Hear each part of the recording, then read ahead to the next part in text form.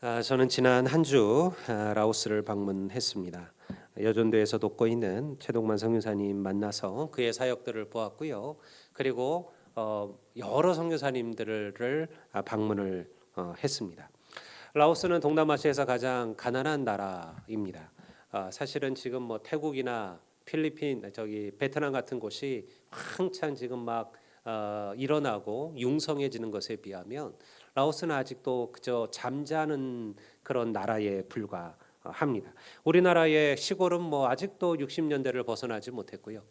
그리고 도시도 우리나라의 70년대, 80년대 수준에 머물러 있습니다. 공산주의 국가며 그리고 불교가 모든 백성들의 마음을 사로잡고 있어요.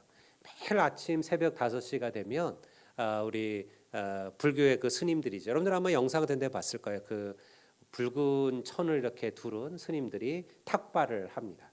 그러면 수많은 이들이 그렇게 가난하고 그렇게 어려우면서도요, 가장 화려한 그릇에 여러 가지 과일들 또 밥들 음식들을 담아서 그 스님들에게 탁발을 해요. 그거를 매일 새벽 5시면 하는 거예요. 그러니까 여러분들 우리만 새벽 기도한다 그렇게 생각하시면 안 돼요. 내가 보니까 더 하더라고요.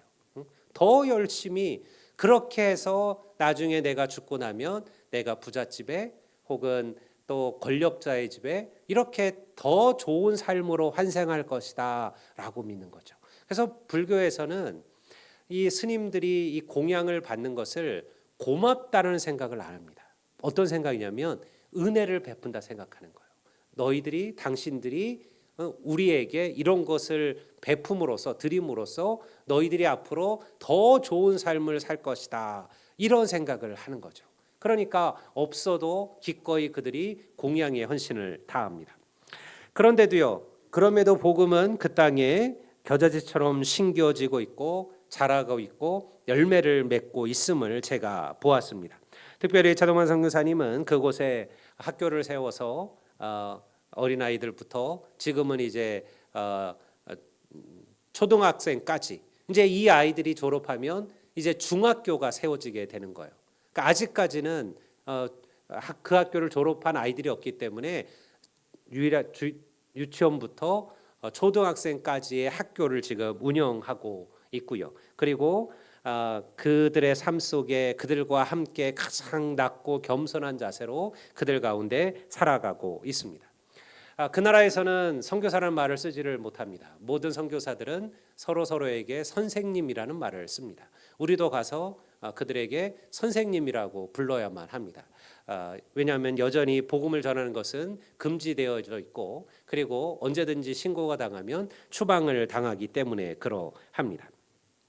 저는 결코 오늘 우리에게 주어진 이 사명들을 다시 한번 되새겨야 할 필요를 느꼈습니다. 그래서 이 말씀을 한 번 더 나누려고 합니다. 2000년 전 팔레스타인에서 시작된 예수 그리스도의 복음은 오늘날 전 세계로 선포되었죠.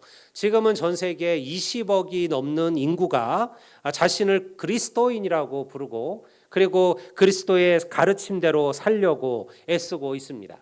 그 복음은 130여 년 전에 이 땅 조선 땅에도 들어왔습니다. 구한말이라 부르던 시대죠. 조선말 하나님의 복음이 이 땅에 선포되었습니다. 많은 선교사들의 선교에 그들의 희생과 그들의 피와 눈물로 이 땅에 하나님의 교회가 세워졌고요. 전 세계 어떤 나라에도 여러분들 나타나지 않았던 정말 폭발적인 기독교의 부흥이 이 땅에 시작되었습니다. 여러분 우리는 이 땅이 우리의 종교가 없었기 때문이라 생각할 필요는 없습니다. 우리도 사실은 라오스에 있는 사람들만큼 그렇게 불교를 숭상했고 그렇게 재래신앙을 섬겼고 그렇게 유고를 숭앙하던 나라였습니다. 그런데요 우리나라에는 하나님의 복음이 불을 피웠고 꽃을 피웠어요. 지금은 171개국의 2만 8천여 명의 선교사들이 전 세계로 나아가 그리스도의 복음을 선포하고 있습니다. 하지만 안타깝게도 오늘날 한국교회의 선교적 열망은 점점 시들어가고 있는 것이 현실이죠. 일단은 선교사로 가고자 하는 사역자들이 줄어들고 있습니다. 한국교회 목회자들의 신학교가 지금은 다 미달 상태입니다. 그래서 지금 교육자들을 구하기가 점점 어려워요. 여러분들 지금 모든 교회들의 목회자들의 고민은 뭐냐면 교역자들을 찾을 수가 없다라는 거예요. 이 광주와 이 전남 지역만 해도 교회가 얼마나 많아요. 그런데 교역자를 수급할 수 있는 신학교는 광신대 하나밖에 없습니다. 저희 교단에서는. 근데 그 광신대도 지금 미달 상태라는 거예요. 그러니 여러분 교역자들을 구할 방법이 점점 없어지죠. 다시 말해서 더 이상 청년들이 목회자가 되기를 소망하지 않는 시대가 되었다라는 것이죠. 결국 그것은요, 교회의 쇠퇴와 연결되어져 있습니다. 개교에는 선교보다 개교의 부흥과 성장에만 관심을 쏟아붓는 시대가 되었습니다.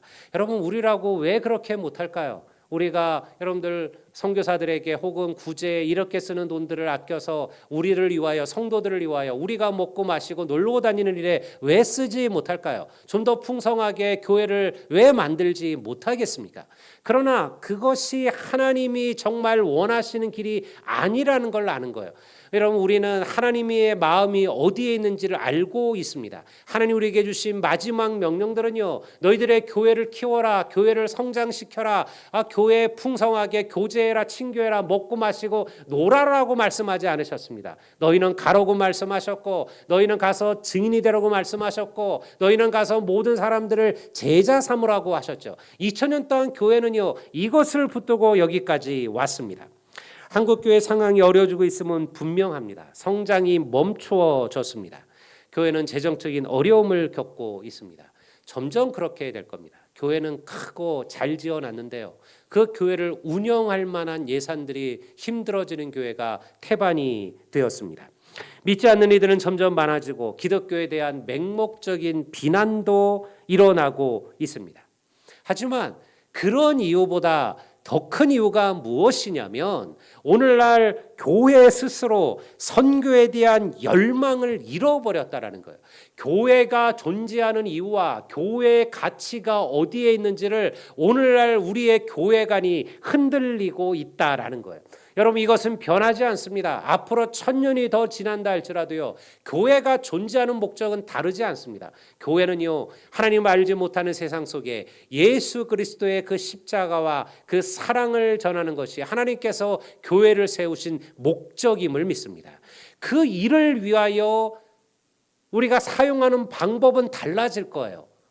어떤 곳에서는 학교와 병원으로, 어떤 곳에서는 그저 정말 그들의 삶 속에 그들과 똑같이 살아감으로써 다양한 문화를 통해서 여러 가지 방법을 통해서 우리는 그리스도의 복음을 전하는 것이죠. 그러나 교회의 목적이 선교에 있다는 이 사실은 바뀔 수가 없습니다. 여러분, 우리는 천국 가기 위해 예수 믿는 거 아니에요. 그 많은 이들이 아직도 왜 예수 믿어요? 그러면 천국 가려고요. 아니죠. 예수 믿는 이유가 천국 가는 게 아니에요. 여러분, 천국은 예수 믿는 이에게 주어진 하나님의 선물임을 믿습니다. 여러분, 우리가 막 아둥바둥 해야 천국 가는 게 아니에요. 우리가 예수를 나의 구주로 고백하고 예수 그리스도가 나의 구세주요 나의 구원자임을 고백하는 자들에게는 천국은 이미 주어진 하나님의 선물이에요. 그러니까 그 천국 간 것이 우리의 목적이 아니라는 거예요. 그건 너무 안타까운 목적이죠. 여러분, 우리는 천국 가려고 봉사하는 것도 천국 가려고 헌신하는 것도 아닙니다.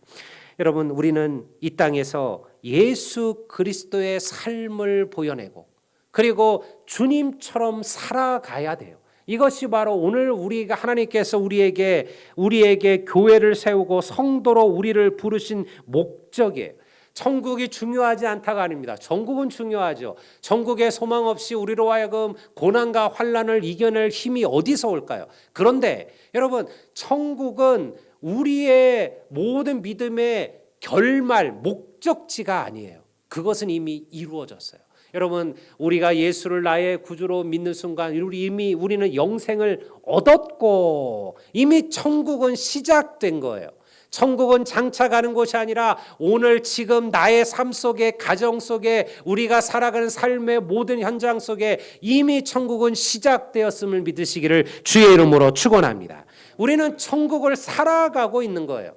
그래야 우리가 다른 이들에게 우리의 이 기쁨과 감격을 보여줄 수가 있는 겁니다.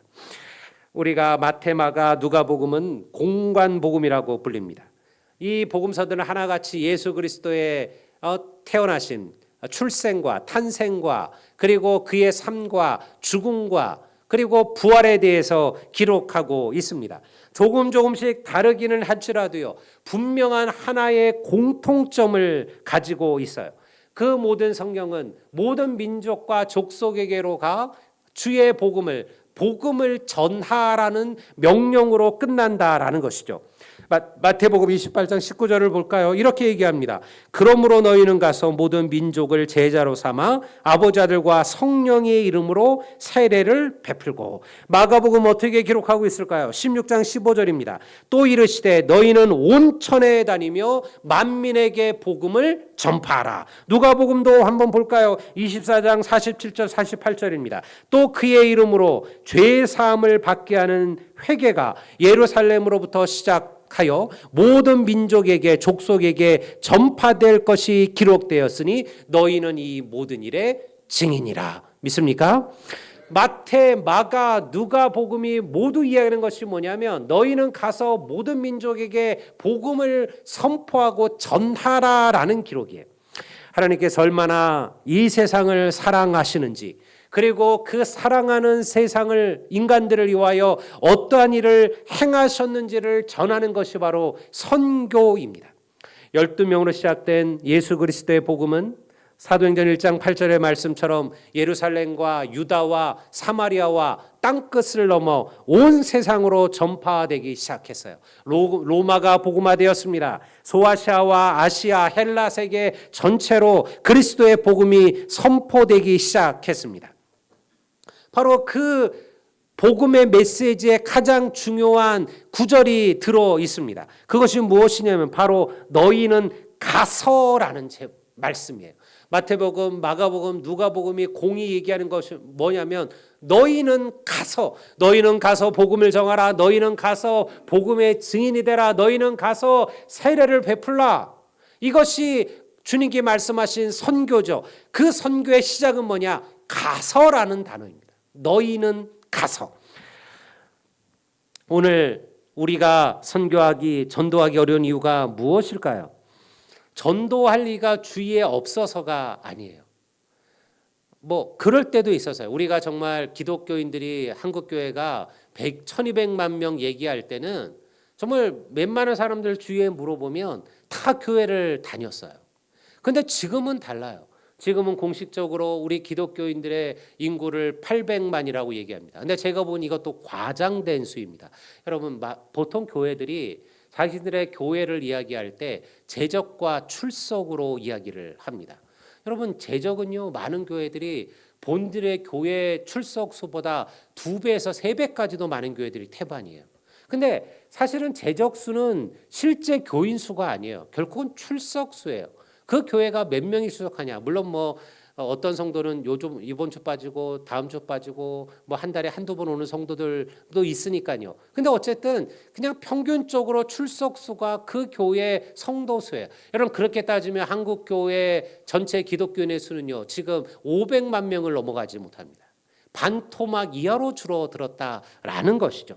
그러니 지금 오늘날 교회들이 빈자들이 많아지는 거, 지금 교회의 성세를 생각하면 그럴 수밖에 없는 상황이 되었다는, 그 말은 동시에 무엇입니까? 그만큼 우리의 주위에 하나님을 알지 못하거나 믿음을 잃어버렸거나 하나님을 떠난 이들이 그렇게 많아졌다라는 거예요. 여러분, 조금만 눈을 돌려보세요. 내 가정에도, 내 친구들 가운데도, 내 직장에도, 내 이웃 가운데도 하나님을 알지 못하는 이들은요, 이제는 점점 더 많아지고 있습니다. 다시 말해서 전도할 리가 없어서 전도를 못하는 시대가 아니라는 것이죠. 문제는요, 우리가 그들에게 가지 않는다라는 거예요. 전도는요, 선교는 가는 것이 시작입니다. 가지 않고 복음을 전할 방법은 없습니다. 총신대학을 제가 다닐 때, 그때는 이제 20대 초반의 나이죠. 제가 마음을 두었던 두 가지 중요한 사역이 있었습니다. 하나는 파이돈이라는 어린이 선교단체였고, 하나는 바로 낙도 선교단이라는 사역이었습니다. 그곳은 낙도 선교단은 교회가 없는 지역에 들어가서 복음을 전하는 일이었어요. 여름과 겨울이 되면 수백 명의 신학생들과, 그리고 그 신학생들이 다니는 교회 청년들을 건면해서, 그리고 각 섬으로 흩어져서 복음을 전했습니다. 특별히 이 전라도 지역에 많이 내려왔어요. 목포에서 우리가 출발해 들어간 섬들이 태반이었습니다. 그만큼 이 전라도 지역에 낙도들이 많았습니다. 여러분, 그 낙도 선교단의 모토는 분명히 했습니다. 그 선교단이 항상 그 선교할 때 우리가 외쳤던 것은 무엇이냐면 가라 그리고 전하라였어요. 그것이 낙도 선교단의 모토였어요. 가라 그리고 전하라. 여러분, 그 덕에 수많은 낙도의 그리스도의 복음이 선포되었습니다. 교회가 세워졌습니다. 가지 않고 복음을 전할 방법은 없다라는 것이에요. 여러분은 어떠신가요? 복음을 전할 마음도 있습니다. 복음을 전할 준비도 되어져 있죠. 그런데 혹시 그저 기다리고만 계신 건 아닌가요? 누가 내게로 다가오기를, 누가 나에게 와서 복음을 묻기만 한다면, 누가 나에게 와서 교회에 대해서 물어보기만 한다면 내가 말할 준비가 다 되어져 있는데 왜 내게는 아무도 와서 복음에 대해서, 교회에 대해서 묻지 않는 이들이 없을까? 여러분, 그렇게 하나님의 복음이 전해진 적이 없어요. 하나님의 복음은 반드시 먼저 가는 사람들이 필요합니다. 누군가에게 가서 그 복음을 전해야 돼요. 우리는 하나님께서 정하신 구원의 때가 언제인지 모릅니다. 또한 어떠한 방법으로 누구를 통하여 어떤 사람을 구원하실지도 몰라요. 여러분, 내 믿음에, 내 가정에 믿지 않는 자녀가 있는데 내가 그를 위하여 기도합니다. 하지만 그가 구원받는 것이 나를 통하여 아닐 수도 있습니다. 저는 그런 일들을 수없이 봤어요. 제가 예전에 교회를 목회할 때 자기 남편을 위하여 수많은 시간을 기도했던 한 여집사님이 있었어요. 얼마나 기도했는지 모릅니다. 매일같이 새벽에 나와서 자기 남편이 교회로 돌아오기를, 하나님을 만나기를 그렇게 부르짖어 기도했어요. 수많은 시간을 주님께 간구했어요. 하지만요, 남편의 마음이 전혀 움직이지 않았어요. 아무리 아내가 애교를 부리고 뭐 잘해주고 뭔 짓을 해도 나는 교회 안 간다. 이게 그 남편의 마음이었어요. 근데 한순간에 바뀌었어요. 그 남편이 중령이었는데 새로 사단장님이 투스타가 새로 왔는데 안수 집사님이 왔어요. 그리고 새벽 기도를 왔다가 새벽에 울면서 기도하는 그 여집사님을 봤어요. 그리고 나중에 물었어요. 집사님, 뭘 그렇게 열심히 울면서 기도하냐? 이 여집사님이 다 고에 바쳤어요. 자기 남편이 누군데 하나님을 모른다.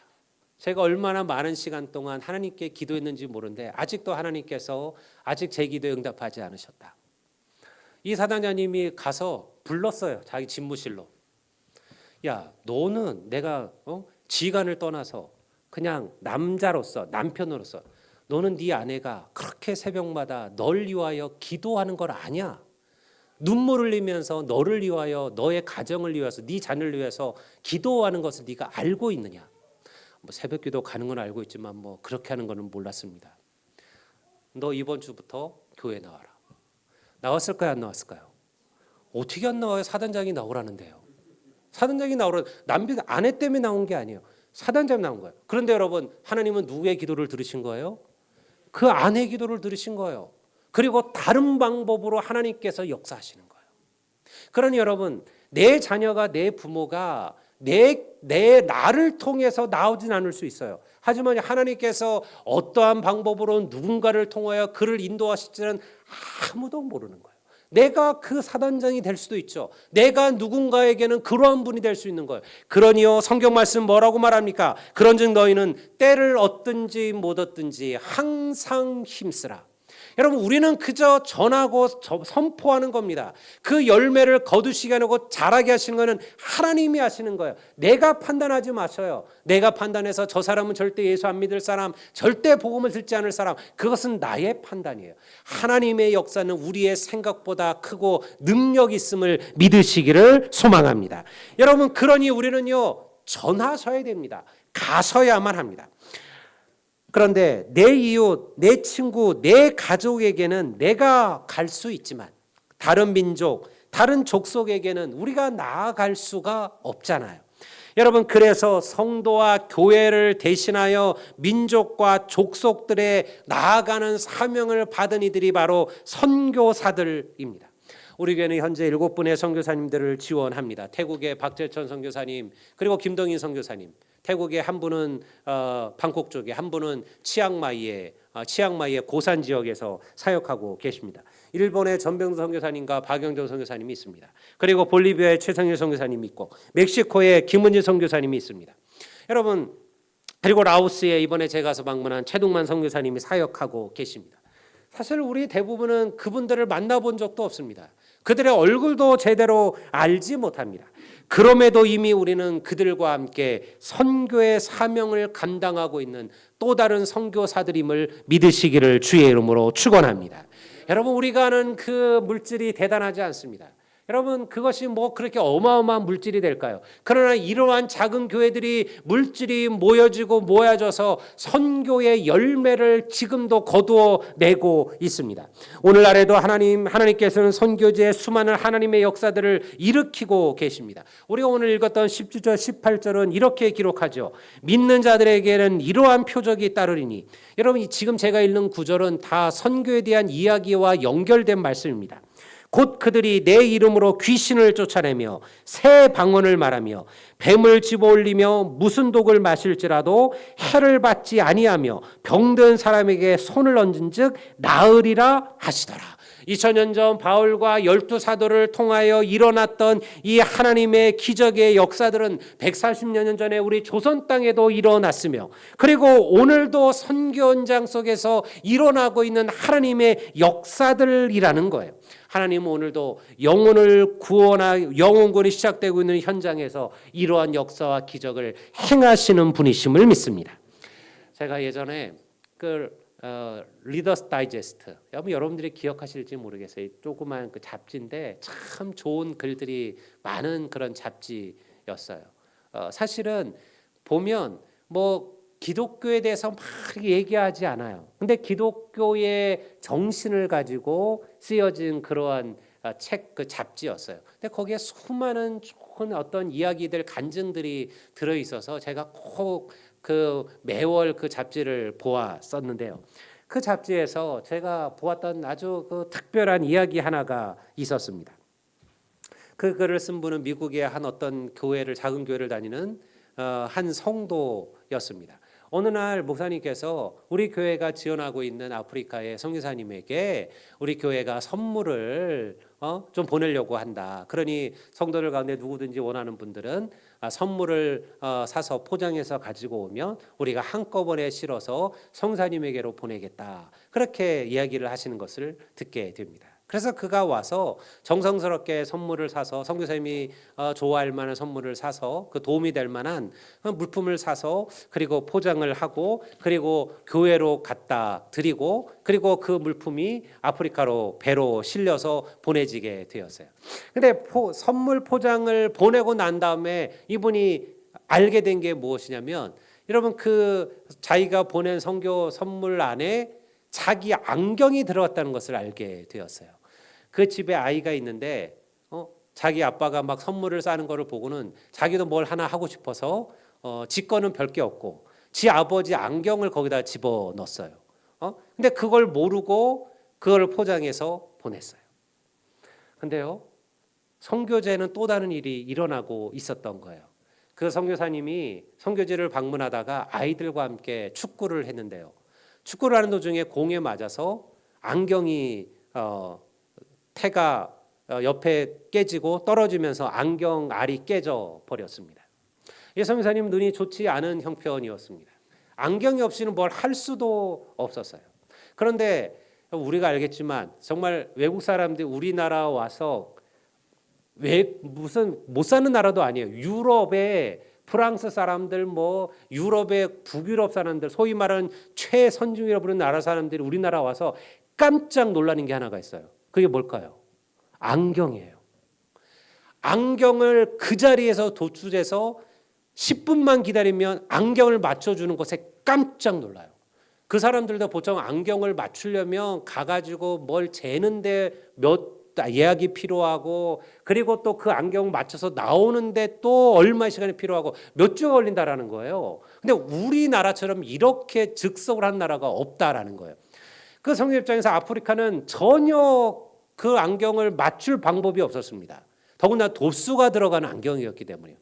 그래서 다시 미국까지 자기가 항상 안경을 맞추던 그 안경점에다가 연락을 해서 자기 도수로 안경을 맞춰서 다시 비행기나 배로 보내야만 하는 형편이었습니다. 그래서 얼마나 이 답답한 일이었을까요?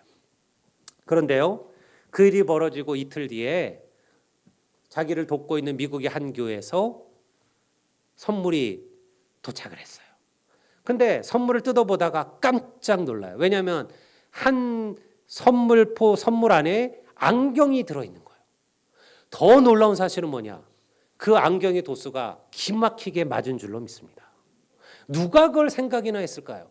여러분, 그것에 안경이 들어갈 줄이야. 더 놀라운 사실은 뭐예요? 여러분, 그 선교사님이 그 아이들과 하다 공을 차서 안경이 깨트리기도 전에 이미 그 안경은 포장되어서 날라오고 있었다라는 거예요. 여러분, 우리는 이 이야기를 들으면서 운이 좋아서 행운이어서가 아니죠. 여러분, 하나님께서 얼마나 세밀하고 세심하게 하나님의 사명을 감당하는 자들을 돕고 계신가를 보여주고 있는 거예요. 어떤 사람의 실수가, 어떤 사람의 불편함이 오히려 하나님의 역사를 보여내는 그러한 아름다운 열매로 나타나고 보여지고 있다라는 것이죠. 여러분, 오늘도 선교조에는 이러한 하나님의 역사가 일어나고 있음을 믿습니다. 여러분, 우리 모두는 복음의 빚진 자들입니다. 이 땅에 복음이 전해지기까지 수많은 선교사들의 피와 눈물이 있었습니다. 이 조선 땅을 위해서 기도했던, 마치 우리들처럼 우리가 금요일마다 여러분 부르짖어 선교사님들을 위하여 그 땅을 위하여 기도하는 것처럼 이 땅에 선교사님들 왔을 때 그들을 보내고 그들을 생각하며 근심하며 걱정하며 눈물로 한 밤을 새웠던 수많은 유럽과 미국의 교회들의 기도와 헌신이 있었다라는 거예요. 그 선교사님들만 들어온 게 아니에요. 그 교회들이 그들과 함께 이 땅에 들어온 것입니다. 여러분, 주보는 우리의 기도의 제목입니다. 주보에 적힌 선교사님들과 나라들을 기억하며 여러분 기도하셔야 됩니다. 우리들의 다음 세대들, 여러분 이 선교의 열매가 끊어지지 않도록 중보하셔야 됩니다. 우리 선한열매교회가 선교하는 교회로 쓰임받게 되기를 주의 이름으로 축원합니다. 여러분이 드리는 선교금은 이 귀한 사역을 위해서 쓰여지고 있습니다. 우리가 이번 달 마지막 주일에는 우리 교회가 돕는 일변의 전병두 선교사님이 저희 교회를 방문합니다. 아마 여러분들 기억하실 겁니다. 제가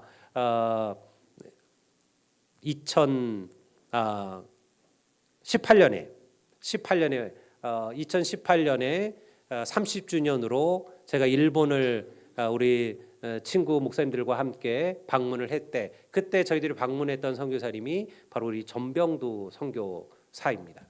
대학을 함께 공부를 했습니다. 그리고 그는 그때부터 일본 선교를 꿈꾸고 기도했습니다. 매일 사람들에게 기도의 제목을 부탁할 때마다 하나님께서 내게 일본 선교의 길을 열어주시기를, 그리고 부문을 열어주시기를 그렇게 중보했던 그런 신실한 친구였습니다. 저도 대학을 졸업하고 정말 20년이 근 30년이 되어서 그 목사님을, 선교사님을 본 거예요. 그때 좀 저희 동기들이 깜짝 놀랐어요. 바싹 마르고, 그리고 머리도 빠지고 얼굴은 새까맣고 그렇게 된 사실 친구를 몇십 년 만에 우리가 본 거예요. 그가 했던 그 선교의 사역들이 얼마나 고단하고 힘들었는지도 들었습니다. 그러면서도 빛은 보이지 않아요. 이런 동남아 선교처럼 우리가 가보면 학교도 세우고 뭐도 하고 막 이런 열매가 없어요. 그저 그냥 일본인들 속에서, 그들 속에서 그저 살아가는 거예요. 그리고 한 사람 한 사람 복음을 전하고 가르치서 세례를 주고 하나님의 자녀로 만들어가는 사역이에요. 빛도 나지 않는 사역이에요. 누구를 데리고 와서 나 이런 사역했어요 자랑할 만한 사역도 아니에요. 그런데요, 정말 하나님이 기뻐하시는 사역이에요. 저희들이 그 성교사님 이번에 친구 목사님들이 초대를 했습니다. 그 사역의 어려움을 알고 그리고 그 교회 처소가 지금 어려움이 생긴 것을 알고 저희들이 조금의 도움들을 함께 나누자라고 모시게 되었습니다. 여러분, 그는 그 땅에서 25년이 넘게 하나님의 복음을 전하며 그 사명을 감당해 왔습니다. 이제 우리가 함께 그 사명들을 기도하고 후원하려고 합니다. 저희들이 교회가 큰 거를 하기는 어렵죠. 그래서 저희들이 다음 주에 여러분들 특별 성경금 봉투를 넣어 드릴 겁니다. 그리고 한 주간 기도해 보시고 30일 날 여러분들 마음이 와닿는데도 부담 갖게 하실 필요는 절대 없어요. 여러분들 억지로 너무 부담스럽게 하시지 마시고 그저 작은 것 우리가 모아서 드리면 되는 것이니까요. 아마 저희보다 큰 교회들도 더 풍성하게 할 겁니다. 그러니 모여서 아마 그가 교회를 시작할 수 있는 다른 또 하나의 쌈짓돈이 될 것이라 생각하면서 우리가 기도하는 거예요. 여러분, 오늘도 수많은 나라, 수많은 민족들, 우리가 알지 못하는 지역들마다 선교사들은 일하고 헌신하고 사역하고 있습니다. 그리고 하나님께서는 그들의 사역을 통해서 오래전 이 땅에 하나님의 역사를 일으켰던 것처럼 그리고 조그만 열매들을 거두어 가고 계십니다. 정말 중요한 것은 기도의 후원입니다. 선교사들이 영적 전쟁을 담당하는 보병이라면 기도하는 교회와 성도는 적진을 폭격하는 폭격기와도 같습니다. 다친 마음, 굳어진 심령들, 그리고 우상에 물든 마음들, 그 마음들을 깨고 부수어서 하나님의 말씀 앞에 굴복하게 만드는 것이 바로 기도입니다. 우리의 기도, 우리의 후원이 모든 민족과 족속들로 하나님께로 돌아와 제자가 되게 하는 위대한 사역의 시작이 될 줄을 믿습니다. 여러분, 우리 모두는 이 선교의 사명을 감당하셔야 됩니다. 주위를 돌아보십시오. 여러분, 하나님을 알지 못하는 이들이 있는 그곳, 그 모든 것이 선교지입니다. 여러분, 아프리카와 그런 곳만이 아니라 여러분, 내 가정도 선교지이며 여러분들도 선교지입니다. 여러분의 주위에 믿지 않는 한 영혼이 있다면 바로 그곳이 하나님께서 내게 허락하신 선교지이며 그리고 나를 그곳으로 보내신 우리가 바로 선교사들이에요. 그러니 기도하십시오. 그리고 간구하십시오. 갈망하십시오. 하나님께서 나를 통해서 내 가정, 내 친구, 내 이웃, 내가 살아가는 삶의 터전에 위대한 복음의 역사를 행하실 줄로 믿습니다. 올해 이 한 영혼, 한 사람을 하나님께로 또 한 족속을 하나님께로 인도하는 우리 선한 열매교회와 우리 모든 성도들이 되시기를 주의 이름으로 축복합니다. 이제